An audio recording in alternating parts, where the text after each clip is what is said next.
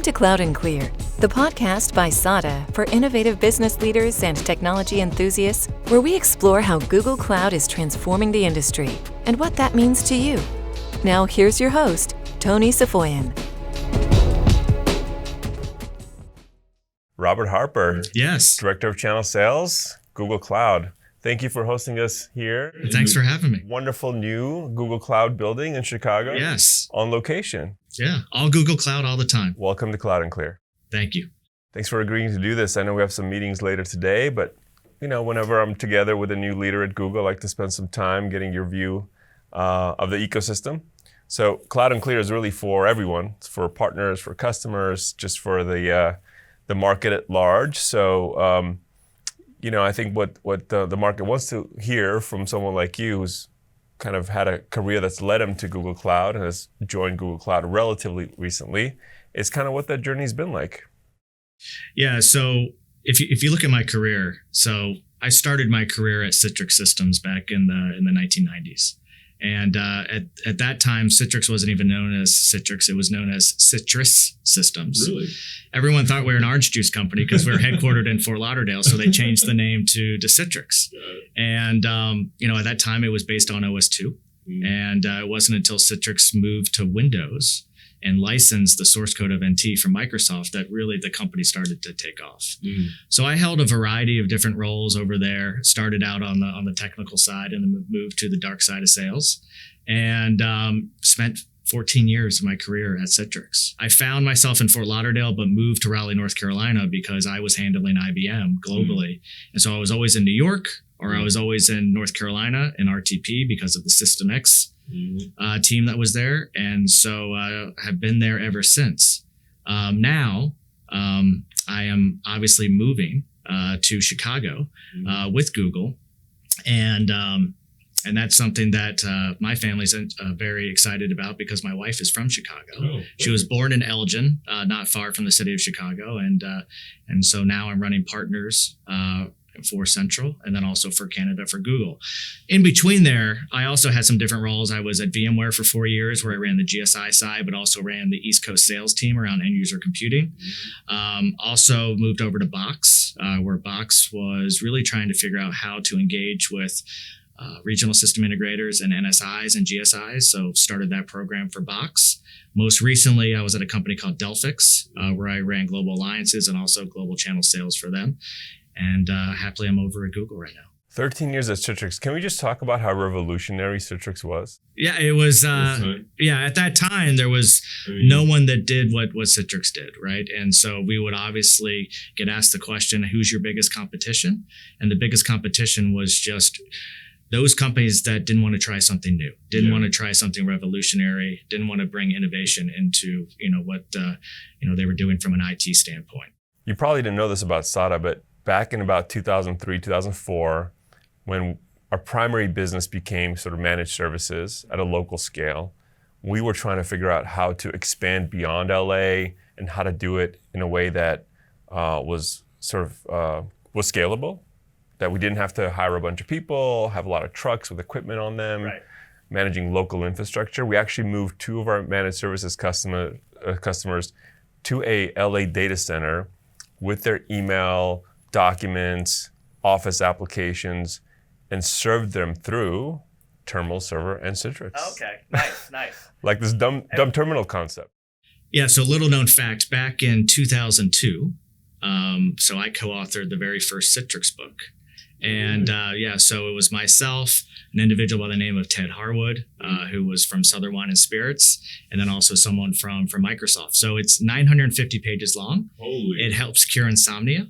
So if you have problems sleeping, you can actually still buy it today. 950 pages? Yes. What's the name of the book for the audience? It's a really, really long book. But if you just Google Rob Harper, Citrix, you will find it. But I don't want people to buy it because it is so outdated. And people still do buy it today. And then they get upset because it is so outdated. Maybe I'll buy it just to have you sign it and have it in my That would be fantastic. Yeah. The funny thing is, back then, there was only one Citrix book. So we would go to different conferences and people would want us to sign the book, which was pretty funny. But that was revolutionary actually for us as well, because it actually expressed what our vision of the future would be like, which is like, look, it doesn't make sense to have all this on-premise infrastructure, all these offices you have to go to do preventative maintenance. What if we could centralize everything? Of course, quickly we found out how actually expensive and challenging it was for us to maintain the data center at scale, provide the SLAs. Like, we could not actually, at our size, especially back then, actually build the data center capacity to do it. We actually ended up rolling those customers back, but that vision stayed sort of deeply ingrained in my mind. And when the partnership with Google became a thing, and then Google Apps was launched, we're like, wow, this is Google doing exactly what we were trying to deliver years before, 2 or 3 years before, on our own. So that's our connection with Citrix. No, absolutely. Because back then it was the ASP market. It was the application service provider market that was trying to take off. Unfortunately, from a hardware standpoint, it didn't scale, obviously, like it does today. So the ROI wasn't really there for people to go at scale. For us to be able to take something to market, like G Suite at the time, and now, of course, cloud and maps and everything else, in a way that we didn't have to build and maintain the infrastructure ourselves, was like a dream come true from a business model standpoint. I mean, so that's why we've been so enamored with this since 2006, 2007. It's really changed the landscape of our business, but we witnessed the whole industry shifting along the way, which has been really exciting. Yeah, and myself, right? If you look at my career, that's always been really what I've been into from a market standpoint, was really trying to being able to get access to your information, your applications from anywhere across any device. And VMware, the time at VMware. At VMware, yeah. So at VMware, I started at a time where they were first getting started into the SI, GSI market, and so helped shape that. But then also moved out to the field to run the sales team around end user computing. And at that time, if you look at VMware, they developed VDI, right? So virtual desktop infrastructure. But if you think about it, who cares about a desktop? It's not like you wake up in the morning and you say, hey, I've got to go ahead and run Microsoft Windows today. What you say is, I've got to get access to the spreadsheet, or there's this presentation that I need to edit, or this document.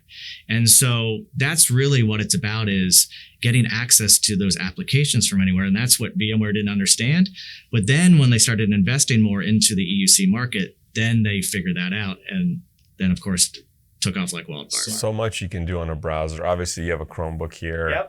Almost every computer is a glorified web browser today. And of course, the applications have caught up. That wasn't always the case, years prior.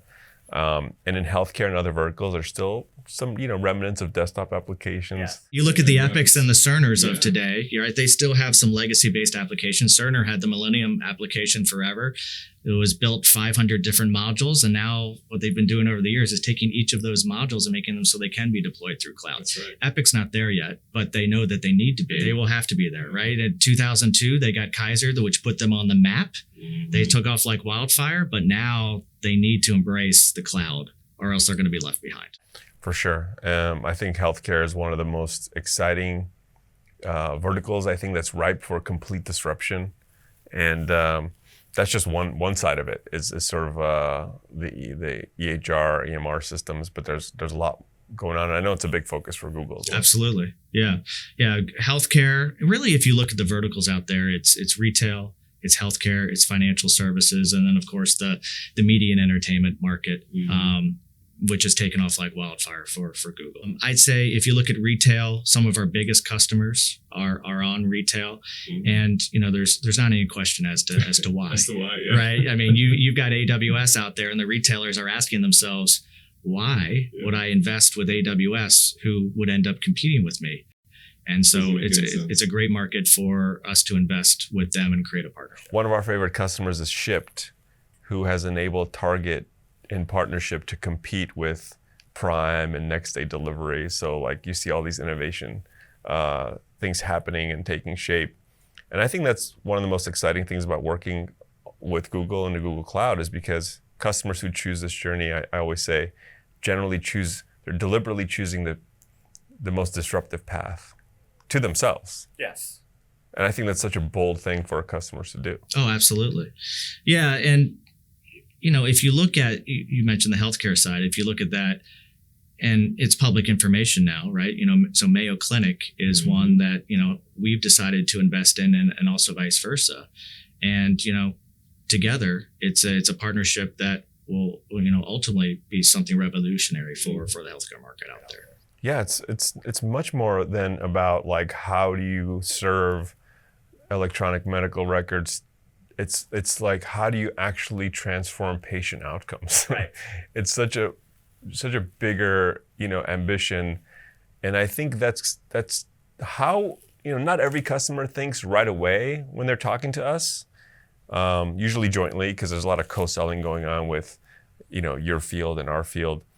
But it's what we soon help them get to, I think, just intellectually about the potential of that conversation. Well, yeah, and it's also, who are you selling to, right? For the longest time, it was selling to IT, but now the business has definitely gotten involved.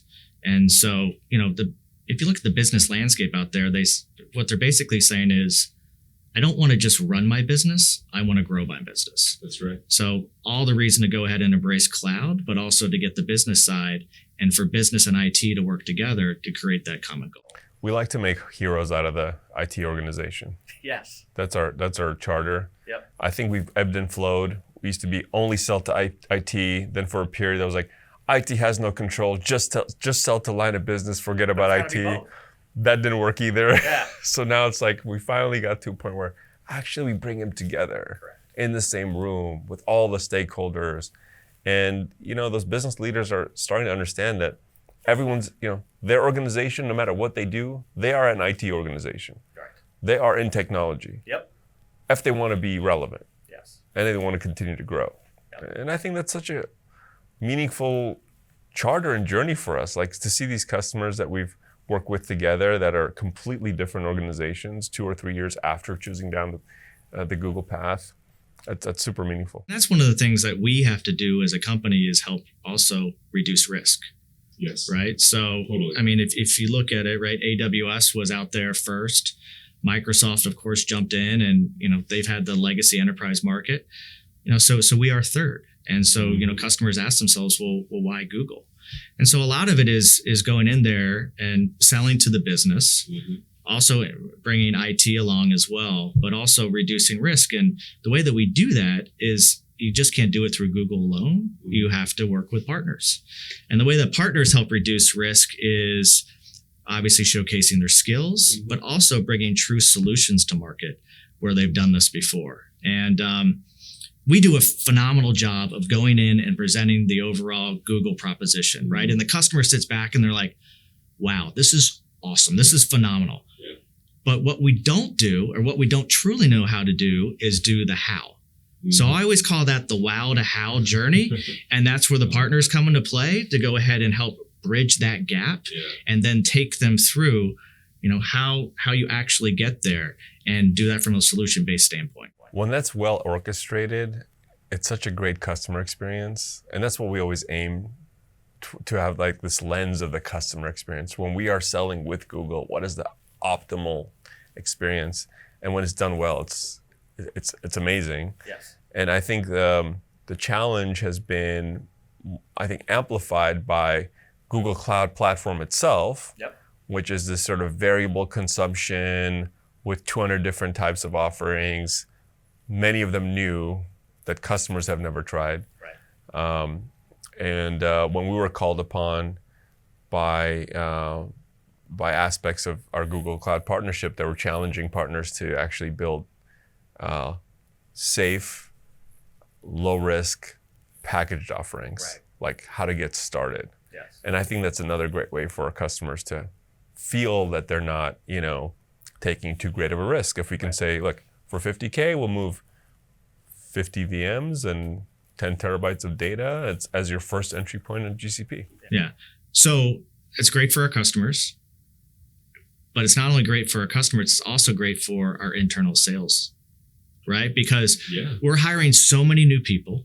And so they also want to get their head around in terms of how do I go to market?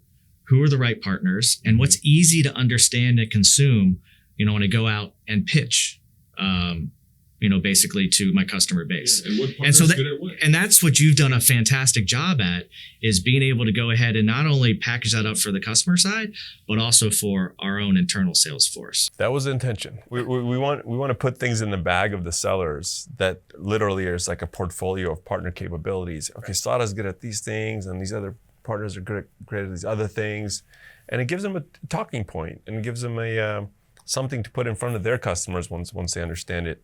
And we have, of course, packages around Anthos and database migration and virtual machine migration. That's a start. I think we're going to produce more. Yeah. But I think it's definitely, what's interesting is we're having more cloud implementation conversations than ever. We actually had, I think, a record month with GCP sort of services revenue at SADA, which is great. What I was thinking would happen, which is people would just buy the package. Right. I thought it would just be order forms for the package. It's actually creating a lot more deeper conversations in the package. It's sort of a good starting point. And maybe that was just me being naive and thinking people would just be like, I want exactly this package. But everyone wants to customize or combine, which is actually not a bad thing. Yeah. But in essence, it's a Trojan horse to help start that overall conversation. Yeah. Yeah. And I mean, and you also mentioned G Suite, right? I mean, the biggest conversations have been around GCP, and that makes sense. But if you look at who we're hiring and we're bringing in, there's a lot of individuals who have that true enterprise experience. Also, a lot of people that come from Microsoft. Yes. All the more reason to not only just focus on GCP, but also focus on the G Suite side and have that as an entire solution. And that's a transformational discussion. For sure. And it's also what we've been doing the longest, basically, along with sort of enterprise search, but G Suite was our first big business. Right. And we've been doing that since 2007. Actually, in Chicago, near and dear to my heart, two of my most memorable projects were our first ever G Suite project. Okay. And the second ever by anyone was Northwestern University. Nice. And the biggest school district ever to be deployed on Google G Suite was also, and still is, Chicago Public Schools. Yeah. So. And if you look at those G Suite customers, they're always happy. Yeah. And it goes back to the wow to how. So now they want to know, okay, what's that next stage in What the more journey? can Google do? Exactly. Yes. And all the more reason to be able to go in and have that conversation of GCP and then all the different areas of where GCP can help. The one way that we know that Google is dead serious about G Suite, I think Javier Soltero Yes. being hired Yeah. and reporting directly to Yes. Thomas Kurian. Yes. Yeah, I think you posted something on LinkedIn about that right when it happened. I did, and I was interviewed around it, and I'm probably one of the few in the ecosystem that has met him and remembers him from the Microsoft era. Right. Because I met him pretty soon after that acquisition of his app, and I was kind of at a table with him. I forgot what event it was, but I was like, oh my God, they've just acquired this company and put this person in charge of Outlook, and then they put him in charge of Office, and now he's at Google running G Suite. It's a pretty bold statement by Thomas Kurian, I think. Absolutely. Yeah. I mean, when I go through my forecast, there's really three big areas that I look at. G Suite is number one, GCP is number two, SAP is number three. Now, not necessarily ranked in that order, but those are the three big areas, yes, that we look at. Yeah, and we're looking forward to 2020, obviously. It's always funny. Coordinating around year end is interesting because we all have a bunch of business to close, and we're on the calendar fiscal just like Google is, so we're very well coordinated around that. And then of course, Accelerate comes in January, which for the first time ever, partners are invited. That's right. So thank you. Oh, absolutely, absolutely. So we've always kind of held side events as SADA. We've had like a unsanctioned social gathering right around your sales kickoffs, but this is the first time we're formally going to be in session. And that's something that when Rob Enslin spoke to the Partner Advisory Council a couple of weeks ago in New York, he was very proud of. Right.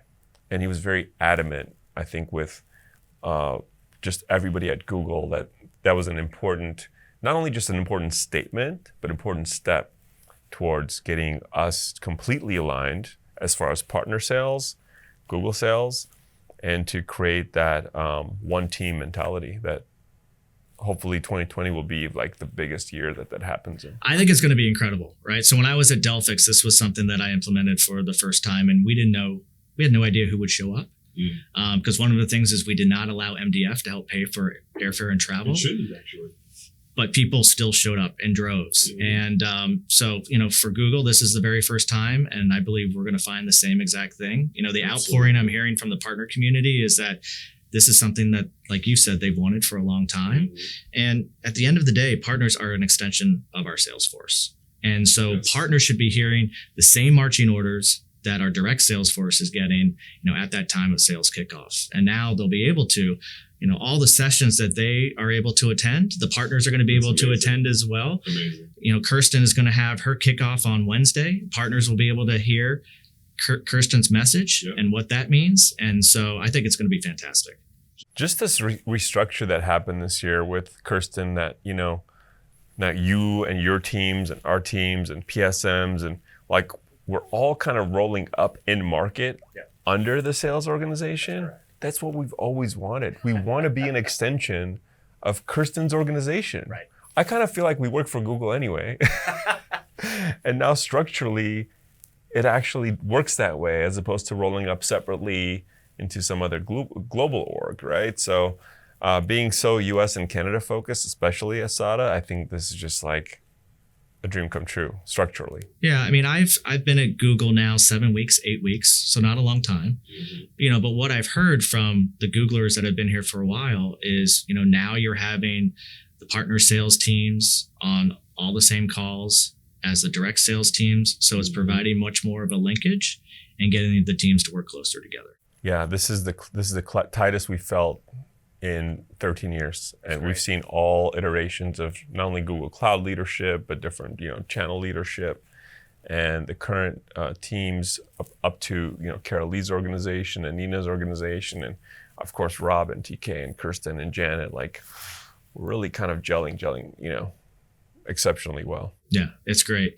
And the other thing we're finding is the direct sales teams are wanting to find out more, who are the partners that they should work with. And part of it is because we're hiring so many new individuals and they are open and willing and want to work with partners. So going back to, what you described in terms of the offer that you made of the $50K, fixed price, again, getting that out to our internal sales team so they know who SADA is working like wildfire. Well, a lot of the new hires also come from ecosystems where partners played a significant role. So they're actually accustomed to that motion. Right. That hasn't always been the case at Google or Google Cloud, right? Like, but this is definitely that new kind of generation of not only leaders, but people in the field that come from wherever, VMware, SAP, Microsoft.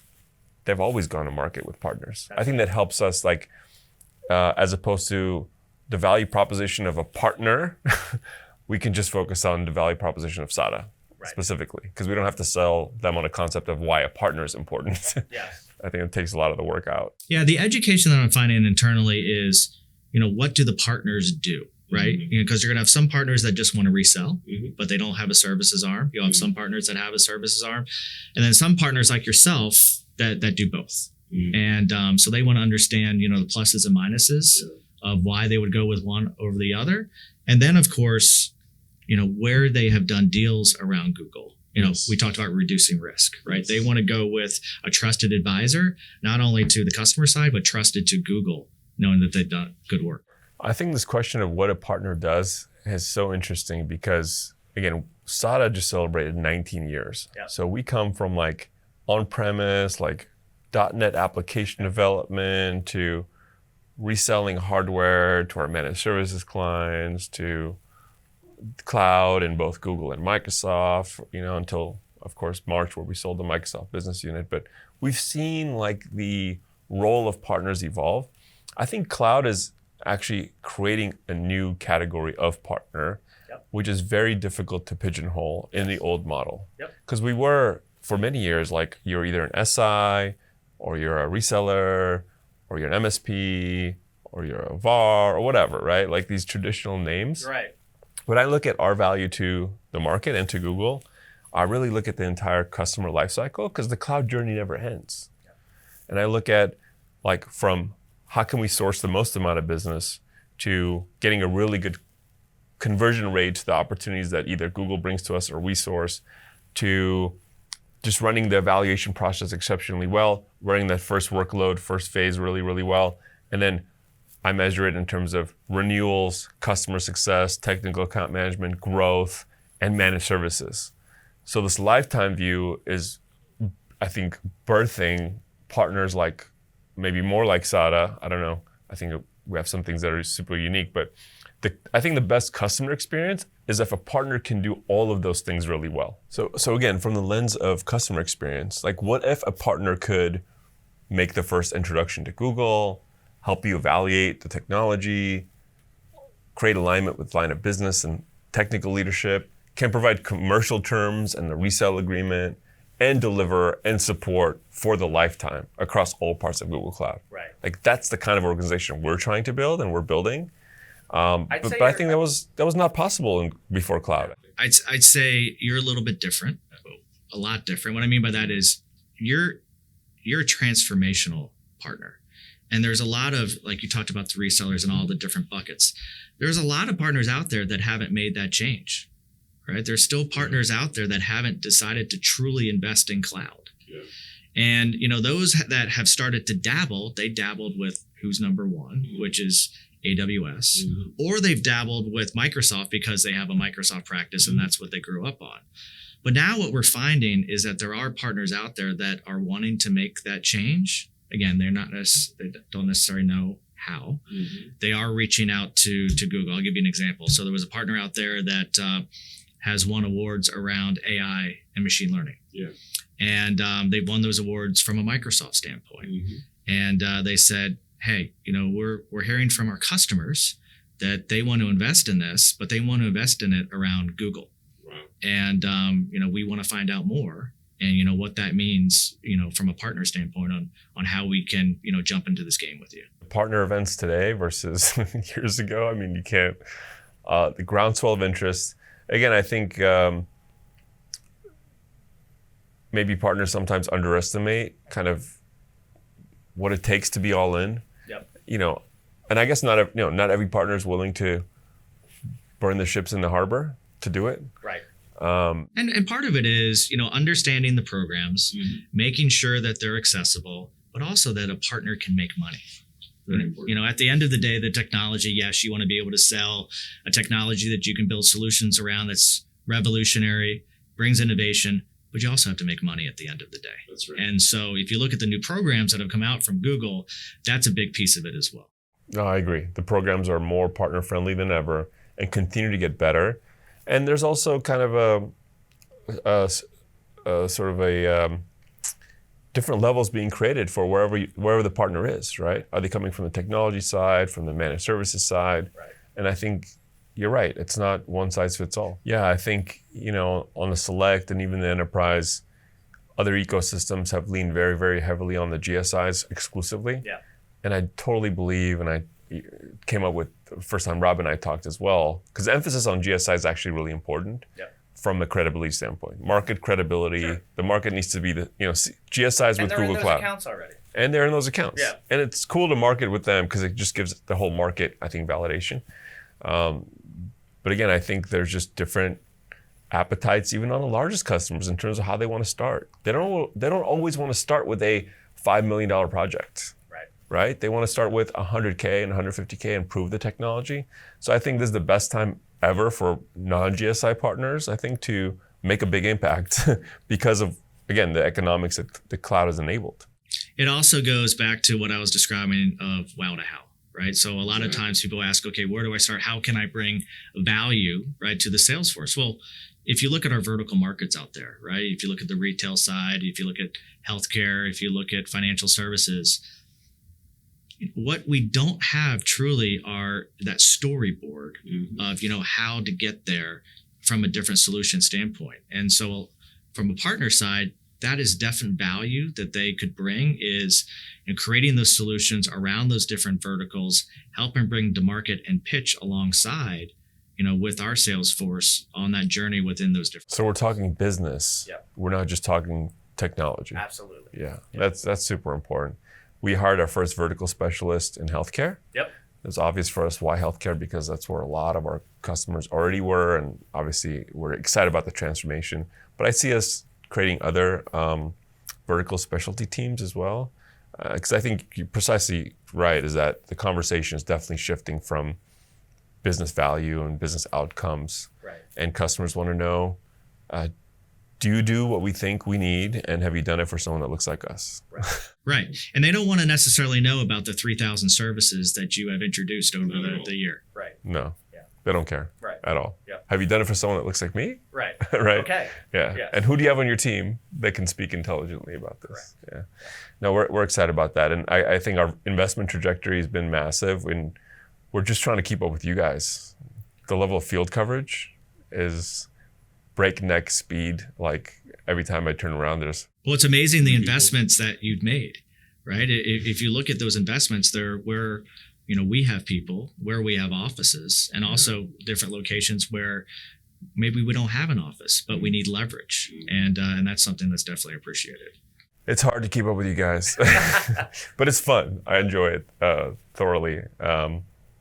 Just like Chicago presence, I think is amazing. I mean, we've had customers here for years, and just opening an office in the last year and a half has been a great sign. And I think just the beginning of the investments we're gonna have in North Central. You mentioned something, and I want to double click into this because I ask everyone who's recent to Google. You talked about partners coming to you guys saying, our customers are asking about specific things that Google does uniquely well. Obviously, you had a choice as to where to go, and the Google role was going to be logistically complicated for you, talking about moving from Raleigh to Chicago, those kind of things. But you chose Google for a reason. What were the deciding factors that made you actually come to Google Cloud, where I know that you had choices of where to go next in your career? Absolutely, yeah. I mean, I think the opportunity is massive, and what I mean by that is, if you look at my career, I've always gone to, organizations that are more in the build and on the ramp. And, Google's not number one in cloud right now. They're not. And, coming into that, I knew that. But that's an exciting time, because that means that if everything is done correctly, and not even everything, you're going to make some mistakes along the way. But if the majority of things are done correctly, you're going to be on for a wild ride and one of growth, beyond anything that you could truly, truly imagine. And you get the chance to compete, right? I remember when I was at VMware, you'd wake up in the morning, your enemy is Microsoft. Yeah. You'd go ahead, you compete against Microsoft, you go to bed, you rinse and repeat. Yeah. And we know who our competitors are. Yeah. And the other competitor is what I mentioned about from my Citrix days is, those companies that haven't necessarily started that cloud journey, and they're just not ready yet, for whatever reason. And so, that's the other competitor that a lot of times we don't think about. I actually like being number one eventually. Oh, eventually. But I think number 3 is great right now. Right now. Because, and this has been the case for years, like there's a lot of evidence to support the fact that Google Cloud has the best technology. Yep. And has had the best technology for many years. I think it's the rest is up to execution. And I think that's what TK and Rob are here to do. That's why they're bringing on people like you, who have done this before in other ecosystems. And I wake up every day excited. I pinch myself because we're in this period of time for the next decade that there's unlimited demand for cloud. Right. And for Google Cloud as well, meaning how big Google Cloud can get is strictly up to our execution ability. That's correct. Because there's no demand side problem. Yeah. And how rare is that in any business in the world to know that for the next 5 to 10 years, there's going to be more demand than supply of our ability to serve the market. Yeah. Yeah. I mean, going back to your question, right? I see Google Cloud as a startup with a lot of different means from a financial standpoint to innovate and also be able to invest in partners. And then also one with a plan, right? So to your point, we don't want to be number 3 forever, right? So we have a plan in place to get to number 1. And that was something that was important to me as well, that plan was in place. So we have something to execute upon and not just, leave it up to whatever. Well, Urs has said that by 2020, Google will be known as a cloud company first. Yes. I'm really happy to be here. I'm really happy that you were on Cloud and Clear. I appreciate it. I appreciate you having me. And I'm really looking forward to the work we're going to do in North Central and Canada together. Absolutely. And the sales teams love you. So thanks for your investment. Appreciate that. Absolutely. Thanks. Thank you for listening to Cloud and Clear. Check the show notes for links to this week's topics. And don't forget to connect with us on Twitter @Cloud and Clear and our website, sada.com. Be sure to rate and review the show on your favorite podcast app.